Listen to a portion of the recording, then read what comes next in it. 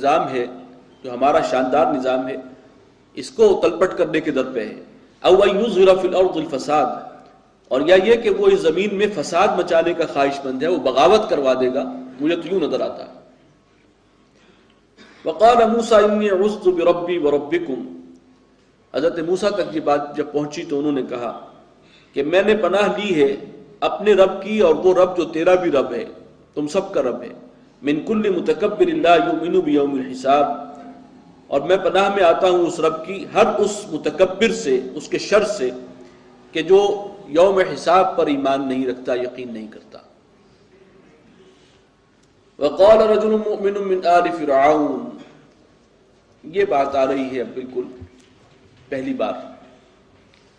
اس موقع پر فرعون ہی کے دربار سے اور اسی کے اپنے خاندان سے، آل فرعون سے، ایک بہت بااثر اور باحیثیت شخص تھا، وہ کھڑا ہوا اور اس نے ایک تقریر کی.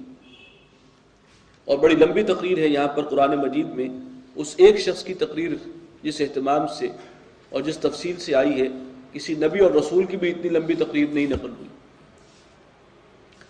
حضرت موسیٰ علیہ السلام کو اس وقت اللہ تعالیٰ نے بچانے کا ذریعہ بنا دیا اس شخص کو، ورنہ فرعون تو تلا ہوا تھا قتل کرنے کا.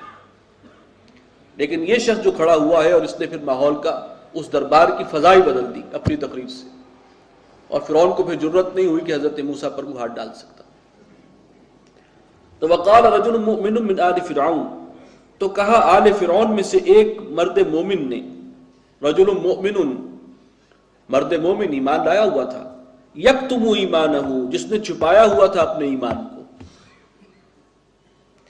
اتقتلون رجلا ان یقول ربی اللہ، کیا تم قتل کرنا چاہتے ہو ایک ایسے شخص کو جو یہ کہتا ہے کہ میرا رب اللہ ہے، جس کا جرم صرف اتنا ہے. وقد جاءکم بالبینات من ربکم، اور وہ ایسے ہی دعویٰ نہیں کر رہا، وہ تو واضح تعلیمات اور نشانیاں، معجزے لے کر آیا تمہارے پاس اپنے رب کی جانب سے. وَإِن يَكُ كَاذِبًا فَعَلَيْهِ كَذِبُ، اور اگر بالفرض وہ جھوٹا ہے تو اس کے جھوٹ کا وبال اسی پر آئے گا. اتنی بڑی بات کہنا، اتنا بڑا جھوٹ، اللہ پر یہ تہمت جڑ دینا کہ میں اس کا رسول ہوں جبکہ اللہ نے رسول نہ بنایا ہو، یہ کوئی چھوٹی بات نہیں ہے. اگر ایسی گستاخی اس نے کی ہے تو اس کا وبال اس پر آئے گا. وَإِن يَكُ صَادِقًا، اور اگر وہ سچا ہے، يُصِبْكُمْ بَعْضُ الَّذِي يَعِدُكُمْ، تو جس چیز کی وہ تمہیں دھمکی دیتا ہے اس کا کچھ نہ کچھ حصہ تمہارے اوپر آ پڑے گا، وہ عذاب جو ہے پھر مسلط ہو کر رہے گا اگر وہ سچا ہے. اگر واقعی اللہ کا رسول ہے، یہ امکان تو ہے، معجزے تو اس نے دکھائے ہیں، تعلیمات اس کی بالکل واضح ہیں، فطرت کے مطابق ہیں، دل گواہی دیتا ہے، صحیح ہے، تو پھر تو عذاب جو ہے وہ آیا کیا آیا. ان اللہ لا یہدی من هو مسرف کذاب، بے شک اللہ تعالیٰ ہدایت نہیں دیتا اس شخص کو جو حد سے گزرنے والا ہو اور کثرت سے جھوٹ بولنے والا ہو. یا قوم لکم الملک اليوم، اے میری قوم کے لوگوں، آج اختیار اور بادشاہی تمہاری ہے، آج حکومت تمہارے ہاتھ میں ہے. ظاہرین فی الارض، اور تم غالب ہو اس وقت زمین میں. فمن ینصرنا من بأس اللہ ان جاءنا، تو کون ہماری مدد کرے گا اگر اللہ کا عذاب ہم پر آ گیا. یہ ساری حکومت، یہ سارا اختیار تو پھر بالکل بے معنی ہو جائے گا، اس لیے کہ اللہ کے مقابلے میں ہماری کوئی حیثیت نہیں ہے. قال فرعون ما اریکم الا ما ارى،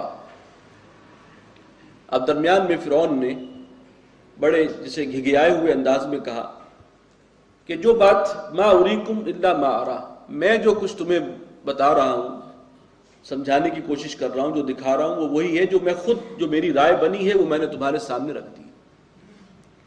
وما اهدیکم الا سبیل الرشاد، اور میں تمہاری رہنمائی نہیں کر رہا مگر رشد یعنی صحیح راستے کی طرف. عافیت کا راستہ وہی ہے جو میں تمہیں بتا رہا ہوں. باقی یہ ہے کہ تم اب دیکھ لو، یعنی اب اس میں اب وہ اپنے ون سٹیپ ڈاؤن ہے، اب تحکمانہ لہجہ نہیں ہے، بلکہ وہ ایک تھوڑا سا معذرت خانہ انداز ہے کہ بھئی جو میں نے سمجھا، جو میں سمجھتا تھا صحیح ہے، وہ میں نے بیان کر دی، اور اب تم لوگ دیکھ لو. وقال الذی آمن یا قوم انی اخاف علیکم مثل یوم الاحزاب، اب ان کی تقریر جاری ہے.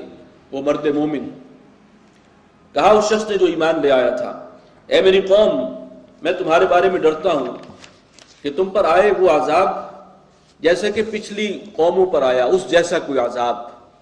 پچھلی قومیں کون سی ہیں؟ مثل داب قوم نوح، جیسے کہ حشر ہوا تھا قوم نوح کا، وعاد و سمود، اور قوم عاد اور سمود کا، والذین من بعدہم، اور وہ جو ان کے بعد ہوئے، ان کے بعد جو ہو چکے تھے حضرت موسیٰ سے پہلے، ان میں قوم لوط ہے، حضرت شعیب کی قوم ہے، اس کا بھی جو حشر ہوا تھا۔ وَمَا اللَّهُ يُرِيدُ ظُلْمًا لِلْعِبَادِ، اور اللہ تعالیٰ اپنے بندوں پر ظلم نہیں کرتا۔ ہم ہی غلط روی پر آئے ہوئے ہیں، ہمارا طرز عمل غلط ہے تو ہم عذاب کے مستحق خود بن رہے ہیں۔ وَيَا قَوْمِ إِنِّي أَخَافُ عَلَيْكُمْ يَوْمَ التَّنَادِ، اور اے میری قوم کے لوگوں، میں ڈرتا ہوں کہ تم پر آئے گا وہ عذاب، وہ دن کہ جو چیخ پکار کا دن ہوگا۔ یوم تولون مدبرین، جس دن تم بھاگو گے پیٹ پھیر کر، ما لکم من اللہ من عاصم، اور اللہ سے تمہیں بچانے والا کوئی نہ ہوگا، اس اللہ کی پکڑ سے، اس کے عذاب سے۔ ومن یضلل اللہ فما لہ من ہاد، اور جسے اللہ تعالیٰ ہی گمراہ کر دے تو اسے کوئی ہدایت نہیں دے سکتا۔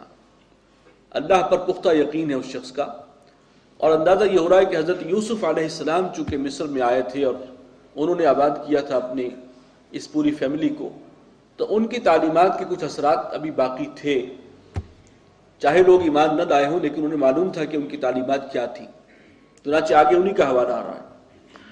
وَلَقَدْ جَاءَكُمْ يُوسُفُ مِنْ قَبْلُ، اور تمہارے پاس آئے تھے یوسف بھی اس سے پہلے، علی نبینا علیہ الصلوۃ والسلام، بالبینات، وہ بھی کھلی باتیں، کھلی تعلیمات لے کر آئے تھے۔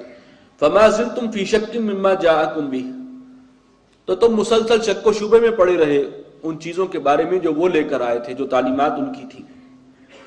حتی اذا ہلک، یہاں تک کہ جب ان کا انتقال ہو گیا، قلتم لن یبعث اللہ من بعدہ رسولا، تو پھر تم کہنے لگے کہ اس کے بعد تو اللہ تعالیٰ کسی کو رسول نہیں بنائے گا، کسی کو بھیجے گا نہیں رسول بنا کر۔ اس کے دو مطلب لیے گئے ہیں۔ ایک تو یہ کہ ان کے جانے کے بعد تم نے کہا چلو قصہ ختم ہوا، ان کی جو ہے وعظ اور نصیحت روز روز سنتے تھے، اب کوئی اور رسول تو نہیں آئے گا، کوئی اور نبی نہیں آئے گا، ایک مفہوم تو یہ ہے۔ اور دوسرا یہ کہ تم ساری زندگی جب وہ دعوت دیتے رہے تو تم شک ہی کرتے رہے، تم ایمان نہیں لائے، لیکن ان کے مرنے کے بعد تمہیں احساس ہوا کہ ایک نعمت تھی اللہ نے جو دی ہے، پتہ نہیں اس کے بعد کوئی نبی اور رسول آئے گا یا نہیں آئے گا، پھر تمہیں ان کی باتیں یاد آئیں، پھر تمہیں ان کا کردار یاد آیا۔ یہ دونوں ہی مفہوم اس میں ہو سکتے ہیں۔ کذالک یضل اللہ من هو مسرف مرتاب، اسی طرح اللہ تعالیٰ گمراہ کر دیتا ہے ہر اس شخص کو جو حدود سے تجاوز کرنے والا اور شک کرنے والا ہے، شک و شبے کا اظہار کرنے والا۔ الذین یجادلون فی آیات اللہ بغیر سلطان اتاہم، وہ کہ جو کج بحثی کرتے ہیں، جھگڑتے ہیں اللہ کی آیات میں، اللہ کی آیات میں مین میخ نکالتے ہیں بغیر کسی ایسی سند کے جو ان کے پاس پہنچی ہو۔ کبر مقتا عند اللہ وعند الذین آمنوا، ان کا یہ طرز عمل بہت ہی بیزار کن ہے اللہ کے نزدیک اور اہل ایمان کے نزدیک۔ کذالک یطبع اللہ علی کل قلب متکبر جبار، اسی طرح اللہ تعالیٰ مہر لگا دیتا ہے ہر اس شخص کے دل پر کہ جو متکبر ہے، سرکش ہے، غرور کرنے والا ہے اور جبار ہے، سرکش ہے۔ وقال فرعون یا حامان ابن لی صرحا،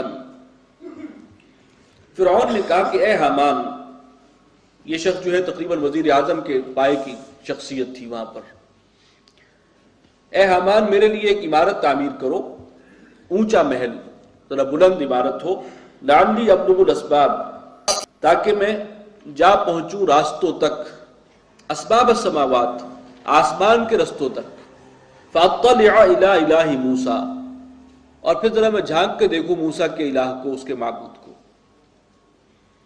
اب یہ اس نے چٹکیوں میں اڑانے کی کوشش کی ساری بات کو۔ وَإِنِّي لَأَظُنُّهُ كَاذِبًا، اور میں یہ سمجھتا ہوں کہ وہ جو کچھ اس نے کہا ہے وہ جھوٹ ہے، کوئی ایسا الہ کوئی موجود نہیں ہے، وہ آسمانوں اور زمینوں کا خالق، ایسی کوئی شخصیت موجود نہیں ہے۔ وَكَذَلِكَ زُيِّنَ لِفِرْعَوْنَ سُوءُ عَمَلِهِ، اور اسی طرح مزین کر دیے گئے فرعون کے لیے اس کے برے اعمال، یعنی بجائے اس کے کہ اسے اپنی غلطی کا احساس ہو، ندامت و پچھتاوا ہو، وہ اور زیادہ ڈھیٹ ہو رہا ہے، اس کی نظروں میں اس کے اعمال جو ہیں مزین ہو گئے، کھبا دیے گئے، وہ سمجھ رہا ہے میں بڑا کامیاب ہوں، دیکھو اس وقت میں نے کیسے اس صورتحال کو بدل دیا، کیسے میں نے چپ کرانے والا جواب دے دیا۔